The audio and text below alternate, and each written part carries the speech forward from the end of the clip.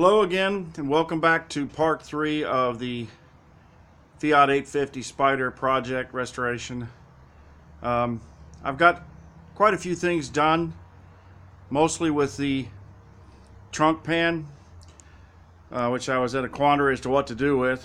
But eventually what I settled on, because I cannot make it myself, I'd love to have just put a brand new one in there, but they're simply unavailable. I searched everywhere. So what I did was I sandwiched metal. I took the inside trunk pan and I stripped it down. I got all the rust off as much as possible, and then I converted the small amount that was remaining. And then I put a sheet of metal on the inside and then welded a sheet on the outside as well. So there's no rust left in it. And now I'm got some fiberglass over it for right now. I also welded this jacking point back on, as you can see. No welding critiques, please. It's on there solidly. I assume that's a jacking point. I believe that's what it is. But anyway, that's where it was, and that's where I put it back. So we're moving along on that. Finally got that situation more or less under control. I wanted to go over some of the parts that I've got. I'm pushing towards being able to get this thing off the rotisserie by the end of summer. So I've been ordering the parts that I'm going to need to redo the suspension and the brakes and so forth when the time comes. You can see I kind of got it laid out here. Show you some of the brake parts I've got. I've got new brake shoes here. I've got the new reservoir lines that go from the brake reservoir down to the hoses. Got a new master cylinder. I went ahead and got a brake light switch. I got a new piping kit. You can see that right there. That's what that is. So that's all the brake lines with the end fittings on them. I also got a new Caliper Repair Kit. Comes with the pistons. I didn't want to put 40-something-year-old pistons back in there. We've got, let's see, these are the brake cylinders for the rear brakes, for the drum brakes. And of course there's new brake lines and a new master cylinder. I'm not sure if I'm going to put new drums on it. Might just clean up the old ones and have them and turned before I put them back on. I know they're old, but the car actually only had, when I looked at the speedometer, it actually only has like 74,000 miles on it, so I think they're probably in good shape. Here's all my steering components and suspension parts. I've got new sway bar bushings, new leaf spring bushings. I've got new tie rods, tie rod ends, tie rod center link. I also got this idler arm support there. It goes right there. Went ahead and bought that new. Those are the sway bar bushings. Everything like that, all the suspension, all the bushings, I want all that new. So I think there's a couple of items I might need to get yet. I've also got new rotors for it. I don't have them out here in the garage, but I've got them in plastic in the house. So those are the parts I've got there. Also, I wanted to show you some of the engine parts that I've already reconditioned. I did this a couple of years ago, back when I first got the car, before I actually started on the body work. As you can see, this is the starter. I completely reconditioned it. It looks like brand new now. This is the windshield washer pump, or wiper pump, I'm sorry, a wiper motor. I'm sorry. And you can see that looks like brand new. I like that blue. I thought it was a cool touch. Here's the alternator. The alternator actually has a new stator in it. I replaced that. The other one was pretty shot. It's got new brushes in it. Cleaned it all up.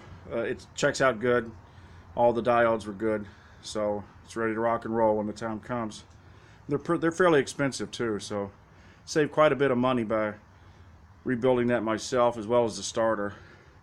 And then I've also redone the carburetor. I bought a carburetor rebuild kit for this little Weber, and I've already rebuilt and everything. I am missing a spring on it, so I got to find that between now. I may have to wind up buying an old junk carburetor just to get the spring. I don't know, but anyway, that's something on down the road.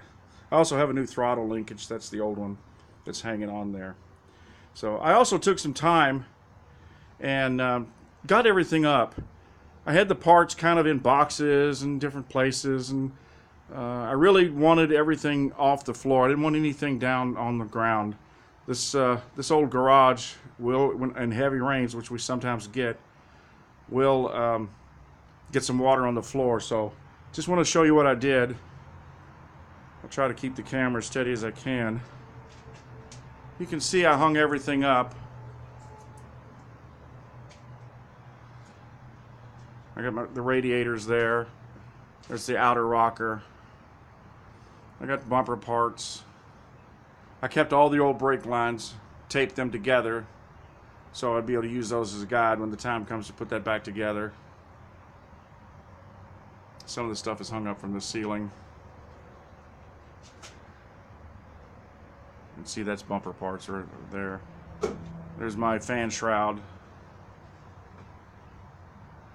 Look at my steering wheel.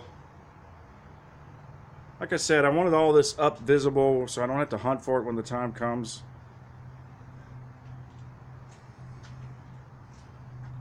And back on the back wall, I hung the hood. I've got the other parts hung up. The only thing I don't have off the floor is the, which is pretty dark, I'm losing my light back here, is the doors. And what I'm going to do with that is just get a couple of concrete blocks to set them on, just to get them off the ground. I don't want them sitting on concrete.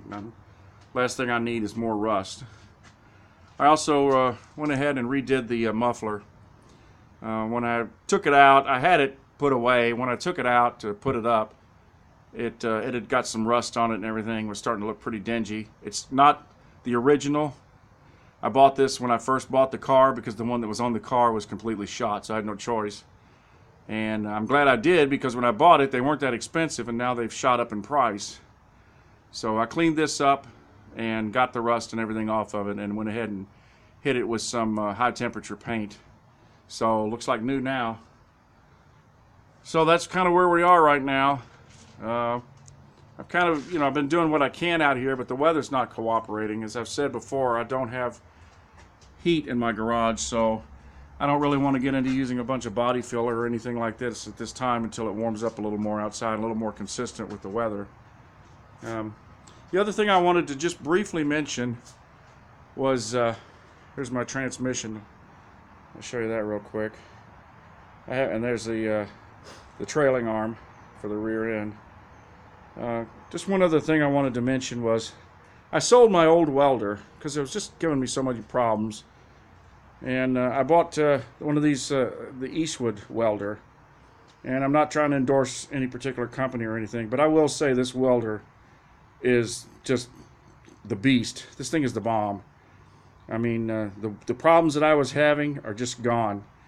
And so if you're a new welder like me, if you're learning and you're doing a project, I really recommend this welder, because you just follow that chart with the settings, and for the most part, it's dead on. It's really made it a lot easier, and just well worth the money. So if anybody from Eastwood's listening, you guys made a crackerjack product there. So far, I've used their most of their products have turned out to be just as good as they said they are. So, like I said, I'm not trying to endorse a particular company, but if you do a good job, you deserve the peeps. So, anyway, that's where we are. Just wanted to let everybody catch up. Didn't want to let too far go before got into another video. So, any comments, any information that you have, if you want, hey, I'd love to hear it. I'm all about it, even some critique, I mean, don't be too cruel, but but anyway, look forward to making another one, and I'll keep you guys informed.